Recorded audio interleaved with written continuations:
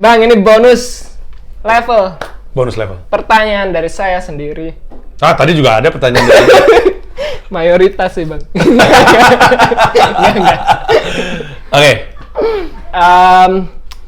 Saya merasa sejauh ini sebagai komika itu nyambung sama pertanyaan terakhir, jawaban yang terakhir tadi sebenarnya. Saya merasa sejauh ini. Oh, lu suka ikutan lomba tanpa ikutan? Enggak, bukan yang itu. Saya yang tolol tadi. Komika tolol. Saya tuh merasa sebagai komika itu melakukan komedi itu untuk kesenangan pribadi. Kadang itu materi bodoh-bodoh pun ya saya bawain, walaupun tidak kena ya udah gitu. Tapi Bang Maju tadi juga bilang komedi kita itu jadi komika, berkomedi di atas panggung itu buat orang lain juga, karena mereka yang memberikan respon. Apakah ini jokesnya bekerja atau enggak? Sekarang dan ternyata banyak juga kasus komika itu akhirnya bisa berdamai dengan hidupnya dengan komedi gitu. Sekarang gimana cara memisahkan atau mungkin menjaga gitu ya kadar berkomedi untuk diri sendiri sama berkomedi untuk ya karena kebutuhan menyenangkan audiens gitu. Menurut gue yang bagian yang berkomedi untuk diri sendiri itu tuh lu lagi berusaha untuk menyelesaikan masalah yang nggak ada hubungannya sama komedi. Masalahnya adalah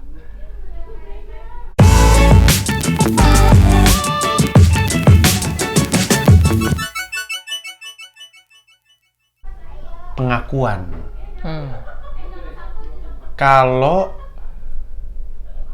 lu stand up bawain sebuah joke hanya untuk membuat diri lu sendiri bahagia, berarti masalahnya adalah lu nggak bahagia. Terima kasih Bang Panji. Sehingga lu jadi itu masalahnya masalah lu, bukan masalah komedi gitu. Karena gini ya, banyak ini kita bukan ngomongin Uwan, kita ngomongin ada banyak orang yang naik ke atas panggung,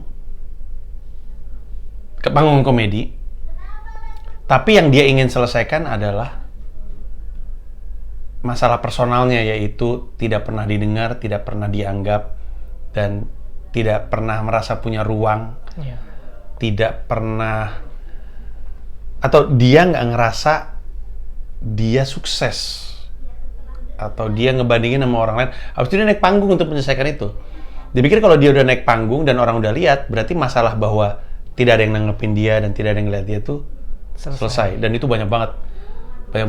Itu salah satu alasan kenapa gue pengennya open mic bayar, karena open mic itu sering banget dipakai orang gila naik ke atas panggung untuk membuat, gue nggak bohong gini ya, gue juga punya isu dengan kesehatan mental, gue mempelajari kesehatan mental, pengalaman gue dengan kesehatan mental banyak, makanya gue tahu kalau lu perhatiin di keramaian pasti suka ada orang gila datang, konser, festival, pasti ada orang gila. Tahu nggak kenapa? Karena orang gila tuh senang keramaian, karena di keramaian itu dia merasa normal. Makanya di panggung open mic banyak banget orang-orang gila naik ke atas panggung karena dia pengen merasa, sebenarnya dia tuh punya masalah sama dirinya sendiri. Nah jadi lo harus berdamai, sebaiknya sih berdamai dulu dengan diri lo sendiri. Kalau misalnya lo stand up hanya untuk memuaskan diri lo sendiri, berarti ada yang butuh dipuaskan secara internal gitu. Apa nih masalahnya Ulwan yang Anda ingin selesaikan? Dan karena kalau ingin memuaskan diri sendiri tidak harus dengan joke. Salah satunya joke, tapi ada yang lain gitu. Kalau misalnya sebenarnya, dan ini tentu terlalu ideal ya, terlalu apa istilahnya tuh? Apa istilahnya kalau misalnya utopis, terlalu utopis. Idealnya seorang stand up comedian itu selfless karena dia datang ke atas panggung demi orang lain. Sebenarnya harusnya idealnya selfless. I am here for other people gitu. Dan atau mungkin kalaupun ada misi tersembunyi adalah mungkin gue akan bahagia kalau gue bisa bikin orang bahagia. Jadi nggak terlalu selfless. Tapi tetap aja untuk membuat dia bahagia, dia pengen bikin orang bahagia. Nah tapi kalau faktor bikin orang bahagianya nggak ada, cuman ada pengen bikin dia bahagia, seharusnya sih nggak stand up jalannya, ada yang lain gitu. Ketika dia naik atas panggung adalah karena dia pengen bikin orang ketawa. Makanya gue selalu bilang stand up tuh bukan tempat untuk menjadi benar. Stand up itu bukan tempat untuk menjadi terkenal. Stand up itu tempat untuk orang yang senang bikin orang ketawa. Nah, selesaiin dulu masalah lu, baru, karena nggak ada ujung positifnya tuh. Naik ke atas panggung untuk diri gue sendiri. Nggak ada positifnya untuk jadi stand up comedian gitu. Oh benar. Makanya saya studi begini-begini aja Bang. Untuk karir menjadi stand up comedian-nya, there's no happy ending towards that, bro. Jalan, nggak kok gue stand up untuk diri gue sendiri. Gue nggak lihat jalan happy endingnya. Selama itu orang masih bilang, nggak, gue stand up untuk diri gue sendiri. Orang itu akan selalu kesulitan untuk menemukan happy ending dalam konteks dianya bukan cuman berhasil bikin orang ketawa, berhasil punya penghidupan dari bikin orang ketawa. Karena kalau pengen punya karir sebagai stand up comedian, maka dia harus selalu bisa bikin orang ketawa. Selalu, dimanapun, kapanpun, jam berapapun, di negara apapun. Kalau dia selalu bisa bikin orang ketawa, bisa punya karir. Nah, selalu bisa bikin orang ketawa itu butuh mengasah.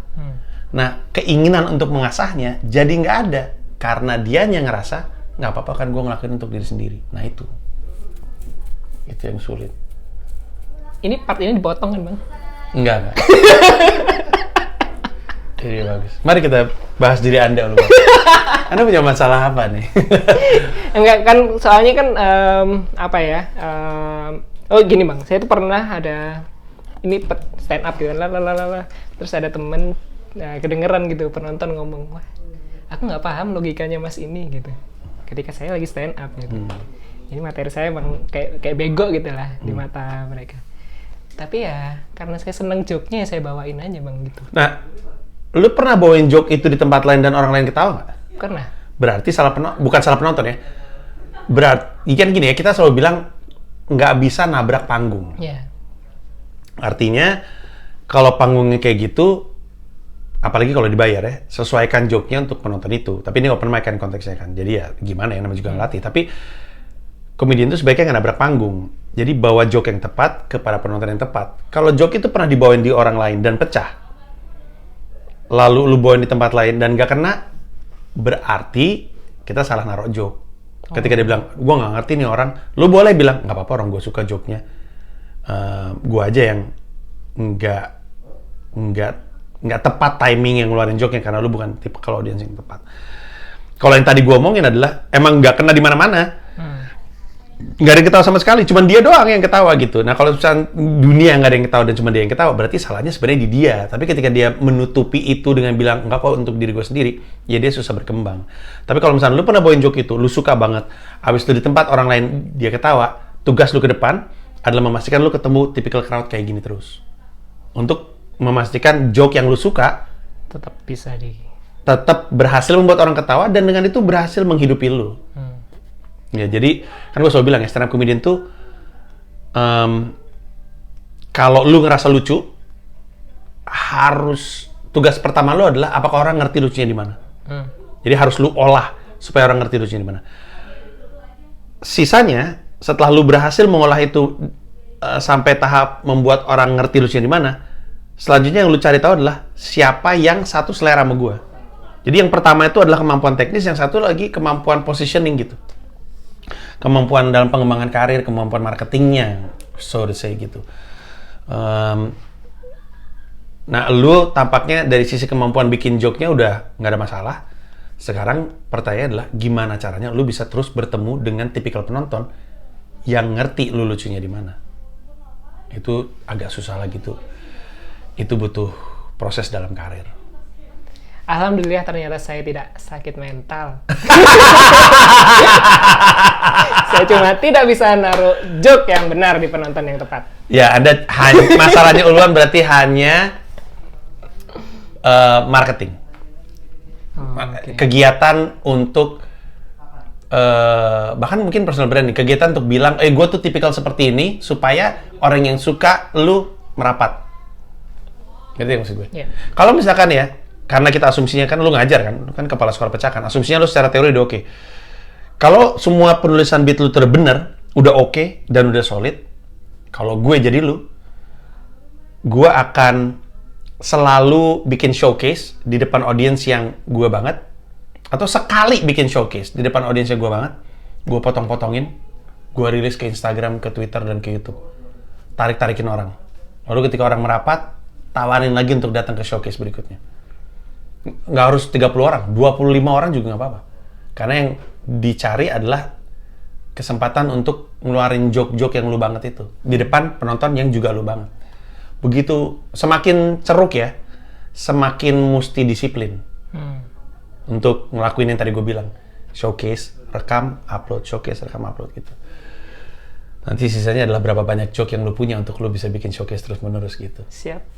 Habis ini saya siap geser ke manajemen. Nah, itu pertanyaan terakhir. Terima kasih Bang Panji. Selesai. Total sih hampir 2 jam bener nih. Ya, terima kasih banyak untuk semua yang udah nontonin. Ini akan gue potong per pertanyaan, tapi fullnya juga akan gue upload 1 jam, 2 jam bahkan. Gue dan Uluan adalah pengajar di Pecahkan. Pecahkan itu lembaga edukasi stand up comedy. Uluan tepatnya adalah kepala sekolahnya karena dia juga peneliti humor di IHIK, Institut Humor Indonesia Kini. Dia sama gue bikin buku Pecahkan ini yang setiap habis pertanyaan selalu gue iklankan. Terus saya belajar stand up comedy dari joke pertama sampai joke pertama. Jadi benar-benar dari orang yang belum pernah stand up. Karena banyak yang nanya, kalau gue belum pernah stand up cocok nggak ya baca buku ini? Justru ini untuk lu. Karena dari joke pertama. Nah, selain ini ada juga buku materi. Ini sih stand up comedian tuh rata-rata punya buku materi. Buku materi itu sebenarnya buku tulis. Tempat dia nulis materi, ngoret-ngoret. Nah, tapi kalau buku materi ini ada halaman latihannya. Sehingga lu bisa mengasah kemampuan lu. Sisanya di pecahkan.com tuh ada kelas online. Kelas online tuh kami bikin ya kelas online ya, yang ada kayak silabusnya masing-masing untuk setiap ada topik yang penilaiannya. Iya. Ada sertifikatnya. Betul. Itu silakan dicek juga di kelas.com, dan kami akan bikin workshop. Workshop itu lebih lebih banyak live streaming ya sifatnya. Betul. Ya kayak webinar gitu, tapi ya streaming gitu. Dan ada yang topik-topik gede, ada yang mikrotopik gitu ya. Ya. Semuanya bisa lo temukan di pecahkan.com. Terima kasih banyak untuk semua pertanyaannya. Ini kayaknya bagus kalau dilakuin sama pengajar lain ya. Bisa. Nanti abis ini di-upload, nanti gue tunjukin ke anak-anak, ntar bikin kayak gini tapi sama Beler, sama Remin. Tapi frequently asked questions juga dari amatir sama Awe. Habis itu kalau udah selesai sama mereka, kita tanya aja, siapa tahu. Kita tanya sama followers di Instagram, lu pengen kayak gini lagi tapi sama siapa gitu. Terus kalau misalkan ternyata jawabannya adalah Frimawan, nanti kita panggil aja Frimawan. Terus kita jawab-jawab, kan selalu butuh konten untuk edukasi. Atau siapapun itu, Regen atau siapapun. Oke kalau gitu, terima kasih banyak Luan. Terima kasih Bang Panji. Dadah.